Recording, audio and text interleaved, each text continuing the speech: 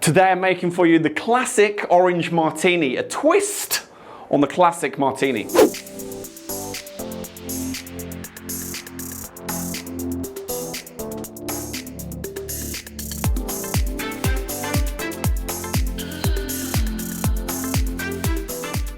Right, before I go any further, just to let you know, I'm giving away one of my Tom's Tiki Shakers right here to one of my lucky subscribers, so make sure you're subscribed to the channel, and if you want to be in for a chance of winning, leave me a comment down below of what your favorite cocktail is. Let us know, and I'll be picking a winner next week, so click the bell for notifications so you can find out when that video goes live to see if you're the lucky winner. Good luck. Right, let's get started with what I'm calling the Classic Martini. Here it is in all of its splendor and glory. I'm going to talk you through it right now. Okay, kicking off with our martini glass. We want to make this nice and cold. You need a nice cold martini glass for your deliciously cold martini, and it is a stirred cocktail, so we're using a mixing glass. Now we need the most important ingredient here is the gin, and I'm using Alpinist Swiss Premium Dry Gin. There is a link down below of where you can get cheap Alpinist. So go check that out and see if there's something that tickles your fancy so you can try and whip up one of these delicious cocktails. And if you want to learn these moves, at the end of the video, I take you through them one by one. Right, we need 2 ounces or 60 milliliters of the gin. Nice little dismount move there. Then we need 10 mils of vermouth. Now I did want to get Martini Fiero, which is a new orange martini vermouth, which Martini have just brought out. But if you haven't got that, then I talk about how you can make your own orange vermouth at the end of the video. Get yourself a big orange peel and you're going to squirt that into the cocktail. Now we want to start bringing the orange flavors in subtly and obviously keep the cocktail balanced. So this will bring a nice delicious silkiness to the cocktail. Now fill up your glass full of ice and we want to give this a stir. A good rule of thumb of knowing when the cocktail is stirred enough is when it tastes good. But seriously, you can try it as you go, or when the liquid meets the ice on the same level, you've got a fairly standard level of dilution then. I just like to taste it like this. My bar, do I want?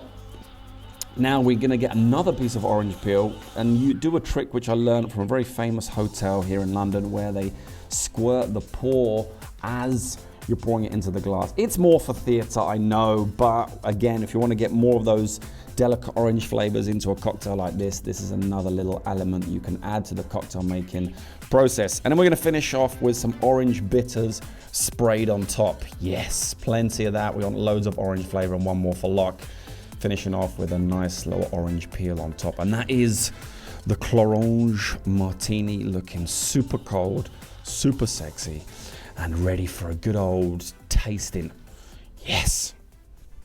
This is the first time I've made this cocktail. I haven't tried it yet. I'm gonna try it live on camera just for you. But how did I come up with the drink? Well, it's very, very simple, as you can see. It's a twist on a Classic Martini. Classic Martini being some dry gin, vermouth, and then you'd garnish with an olive or a lemon twist.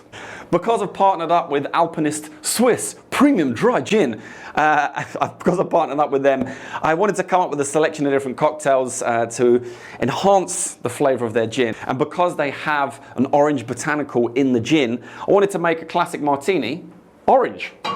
Why not? So, let's give it a shot. Ooh-doo-doo-doo. Oh.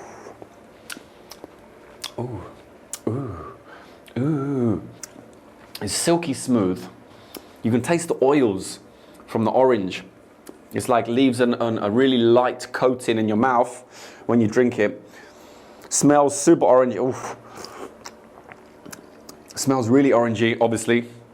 It's not overpowering, so it's not like a one big whack of orange in your face, but it's a real subtle, lingering taste of orange on the cocktail. I could drink one of those all day long. Oh yeah.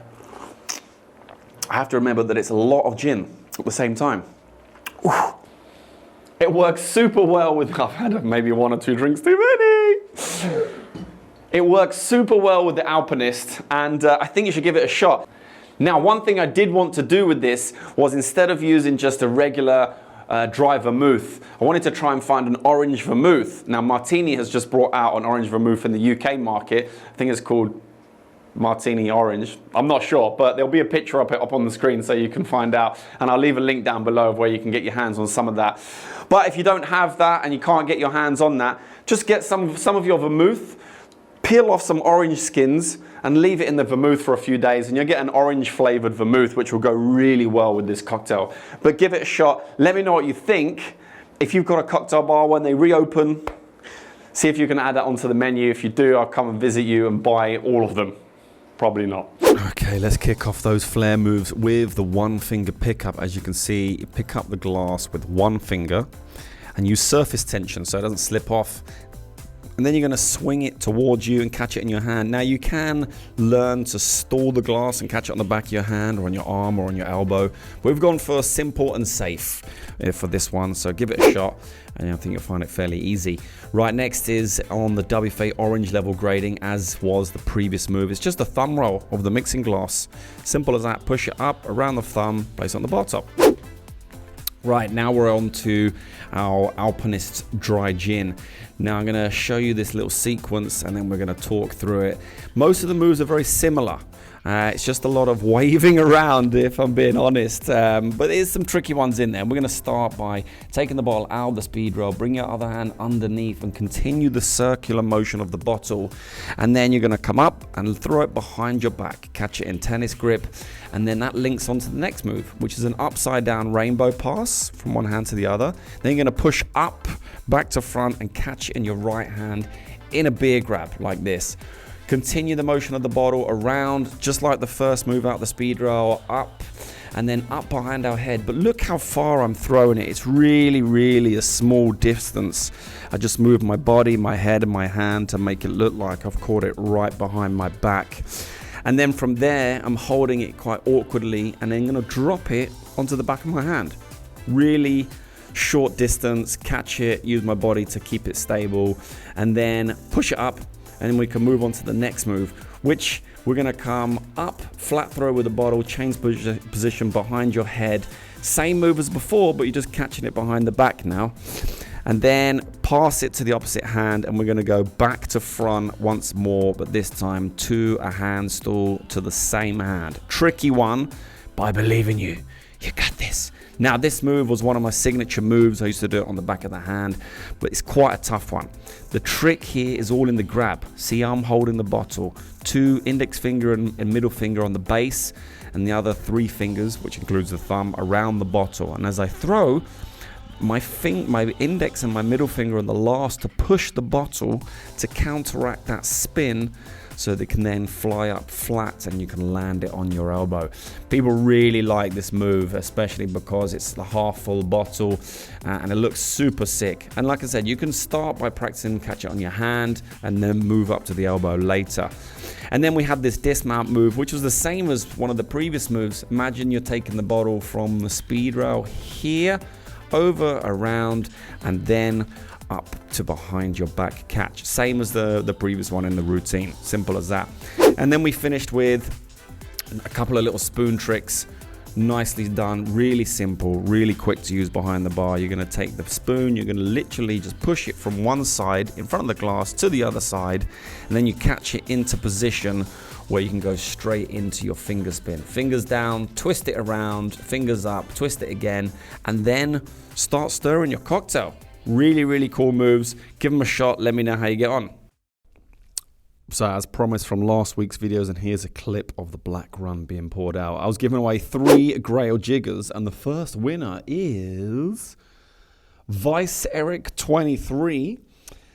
Next person taking home a Grail Jigger is Maurice 91. Thank you very much, Maurice, for your comment. And the third Grail Jigger is going to Hugo Lecotois. Sorry if I pronounced any names incorrectly. Send me a message on Instagram and we'll get that sorted out for you. And thank you very much to each and every person who dropped a comment on the video. Good luck for everybody this week. Thank you so much for watching. I really do appreciate it. If you like the video, don't forget to smash the like button. Smash it! Because that helps push my videos to more people. And if you're new around here, don't forget to subscribe. But thank you so much for watching. Until next time, see you then.